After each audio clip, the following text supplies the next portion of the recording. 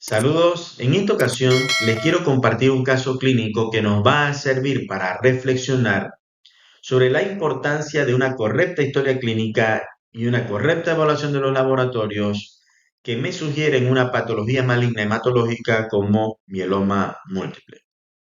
Cuando hablamos del CRAB, esta mnemotecnia que aparece acá, hipercalcemia, lesión renal, anemia y lesiones óseas, líticas, a nuestra mente viene el mieloma múltiple. Pensar en CRAB pues, nos hace pensar en mieloma múltiple, aunque es muy cierto que hay otras malignidades que pueden dar sintomatología de tipo CRAB.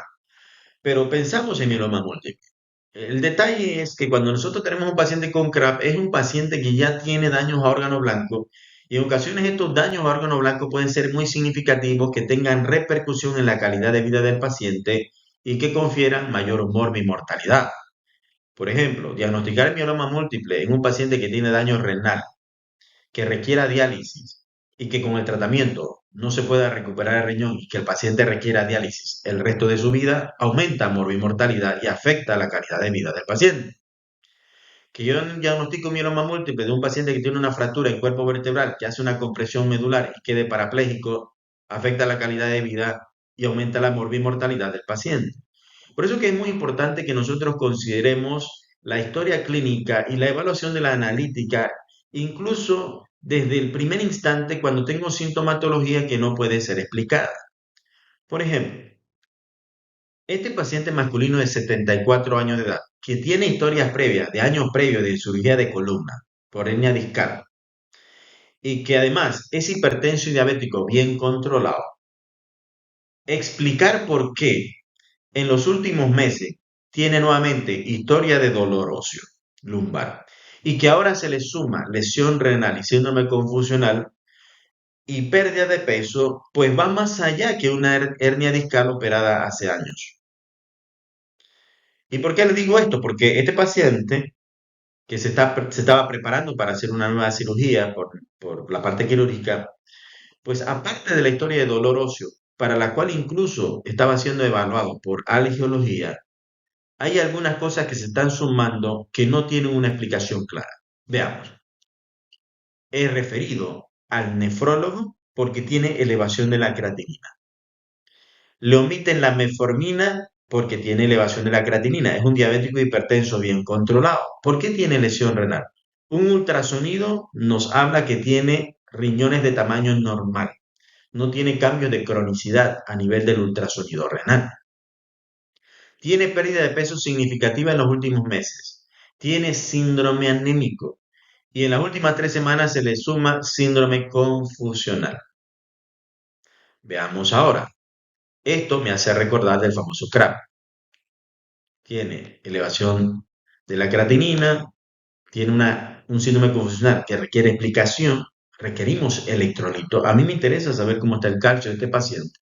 Tiene síndrome anémico y tiene anemia macrocítica con nivel de vitamina B12 y ácido fólico normal. Recordar que dentro de las anemias macrocíticas podemos tener hipotiroidismo, hepatopatía, síndrome melodisplásico, pero también podemos tener anemias macrocíticas por paraproteínas por el fenómeno de Rouleaux, el fenómeno de las pilas en moneda. En esta diapositiva les muestro la presentación clínica usual o más usual de los pacientes con mieloma múltiple. Observen que anemia es lo más frecuente, dolor óseo, elevación de la creatinina casi un 50%, fatiga, hipercalcemia con todos los síntomas alrededor de la hipercalcemia, síndrome confusional, incluso hasta convulsiones, estreñimiento, poliuria, pérdida de peso.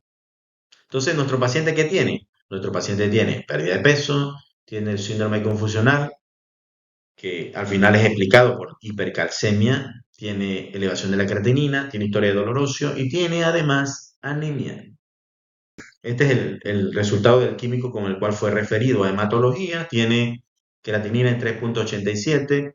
Es muy interesante. Aquí, ¿qué hubiésemos necesitado también que se hubiese sumado en este químico? El boom, las proteínas totales infraccionadas, albúmina, globulina y el calcio corregido. En nuestra institución se le realiza este hemograma donde podemos observar que tiene leucocitosis, tiene anemia macrocítica y tiene plaquetas normales. El paciente ya traía un nivel de vitamina B12 y ácido fólico normal, por ende no era una anemia macrocítica megaloblástica. Es muy interesante, requerimos un frotis porque aquí tiene monocitosis, más de 1000 monocitos absolutos.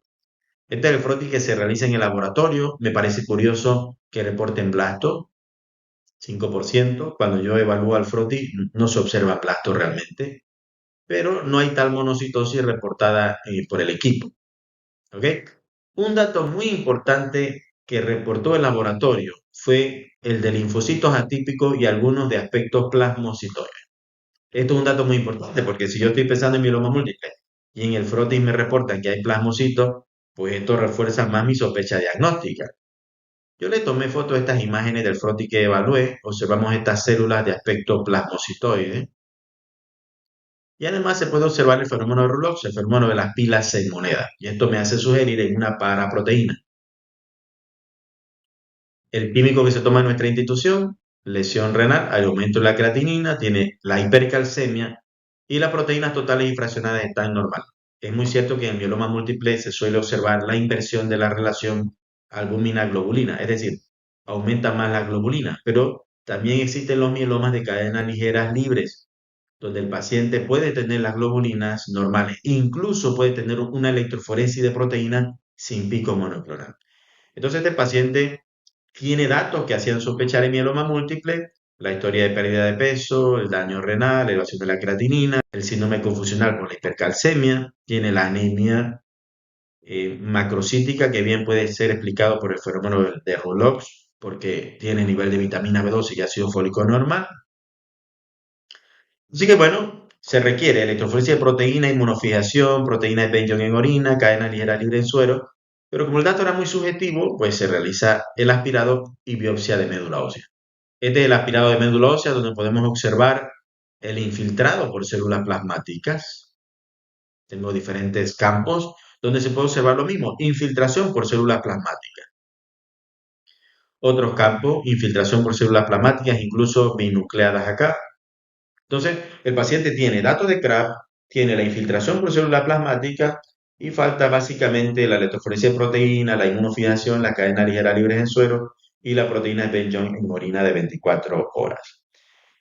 Pero evidentemente todo es congruente con, la información actual es congruente con un mieloma